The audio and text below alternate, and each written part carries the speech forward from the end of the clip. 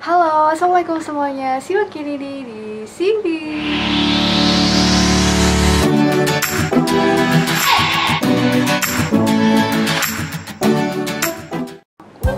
Terpikir untuk membuat video mitos versus fakta tentang fakultas kedokteran, tentunya dalam perspektif aku sendiri. Kita mulai aja. Di sini aku udah list mitos versus fakta di fakultas kedokteran. Seperti aku katakan tadi, ini adalah dari perspektif aku, gimana di fakultas aku juga, di universitas aku juga. Mungkin ada yang berbeda, tapi gambaran umumnya seperti ini.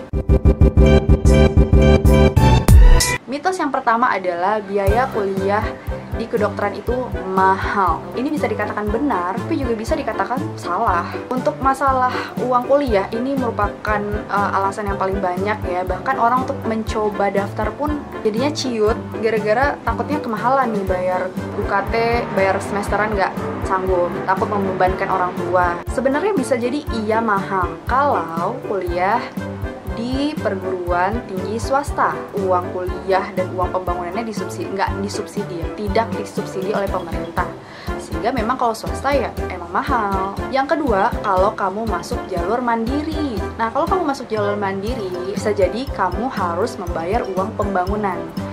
Di setiap universitas itu beda-beda uang pembangunannya. Misalnya kalau di universitas aku sendiri untuk kedokterannya mungkin sekitar 90 sampai 100 juta. Aku juga kurang tahu, pokoknya sekitaran segitu. Itu jalur mandiri, memang ada uang pembangunannya, namanya juga jalur mandiri. Jadi mereka tetap bayar UKT, kayak di tempat aku, di jalur mandiri dia dapat UKT nomor 5, which is itu 12,5 juta. Yang penting kalau masih tahun 2018 kemarin, itu ada jalur SNMPTN dan SBM. SNMPTN menggunakan nilai rapor dan sertifikat selama kita SMA. SBMPTN kita ikut ujian tulis seluruh Indonesia.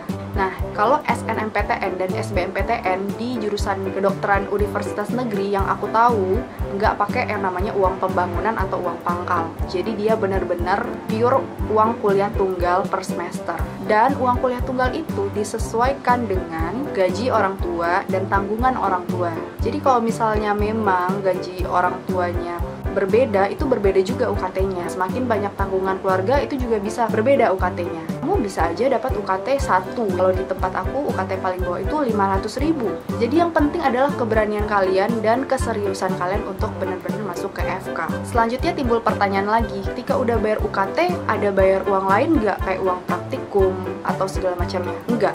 Itu udah mencangkup uang praktikum, keterampilan, skills lab, segala macamnya udah di UKT tersebut. Paling kalau misalnya ada tambahan, mungkin fotokopi bahan, slide, coba gitu-gitu doang. Selanjutnya ada mitos kalau dosen di kedokteran itu adalah dosen yang killer. Nggak 100% betul, tapi ya killer tuh maksudnya ada yang disiplin gitu loh, kayak kalau telat nggak boleh masuk, 3 menit telat nggak boleh masuk gitu. Ada memang, tapi itu menurut aku bukan killer sih, tapi emang disiplin. Aku mau cerita nih, aku pernah telat praktikum nih. Waktu itu praktikumnya jam 3 sore. Jadi habis zuhur, daripada aku pulang ke rumah, aku istirahat ada sekret gitu di organisasi aku. Istirahat di sekret di jam 2 menuju jam 3. Aku istirahat bentar, tapi ketiduran. Aku telat cuma sekitar 8 menit gitu, dan dokternya udah masuk praktikum. Dan aku yang satu-satunya yang terlambat. Dosen yang ini sebenarnya tuh dosennya baik, dan aku kenal sama dosennya. Tapi karena dosennya itu disiplin, aku tetap kasih hukuman. Hukumannya adalah aku harus minta izin ke teman-teman aku yang nggak telat, apakah aku boleh masuk atau enggak. Walaupun ketiduran itu bukan alasan sih, tapi di sana aku sedih. Terus aku bilang, boleh aku masuk? Terus teman-teman aku mengiyakan. Dan dokternya, oh ya udah lanjut. Menurut aku bukan killer tapi disiplin. Untuk mendisiplinkan kita juga, makanya dokter itu atau dosen itu berbuat kayak gitu. Karena kalau dokter itu killer banget gitu ya, atau killer di mata orang-orang atau pasiennya pada kabur dong nanti. Atau udah di tempat lain ya, tapi kalau dosen-dosenku baik sih.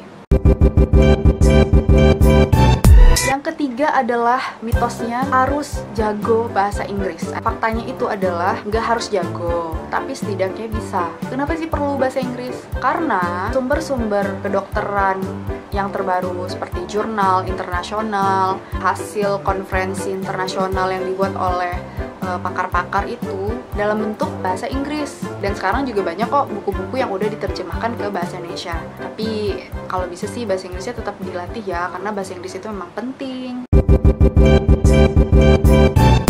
Buku buku kedokteran itu mahal. Ya, bener sih, tapi nggak semua. Tergantung siapa penulisnya atau dia jenis buku apa. Memang ada buku yang memang di atas 1 jutaan. Kayak buku anatomi yang kayak gini. Nah, itu memang ada beberapa jilid dan itu memang jutaan. Tapi sebenarnya bagi kalian mahasiswa baru bisa minjam ke kakak kelas tuh, makanya penting untuk berhubungan baik dengan kakak kelas. Dan ya sekarang kan zaman digital ya, kita ngakunya juga anak millennials. Download e-book yang ada di internet itu banyak yang bagus-bagus, bisa kalian download secara gratis juga. Kalau untuk materi, dosen juga ngasih materi dari slide, faktanya tidak semuanya mahal. Anak kedokteran itu nggak bisa ngerjain hobi dan nggak bisa hangout karena harus fokus kuliah. Ini sebenarnya salah. Kita harus bisa bersosialisasi dengan orang lain. Yang terpenting manajemen waktu. Bagaimana kamu menentukan prioritas. Udah selesai belum ngerjain tugasnya? Udah selesai belum ngebaca tugas-tugas yang perlu dibaca? Banyak kok mahasiswa kedokteran yang jadi atlet, mahasiswa kedokteran yang jadi penyanyi, yang jadi penyiar radio. Dia bisa menjalankan hobi, tetapi nanti juga bisa jadi dokter.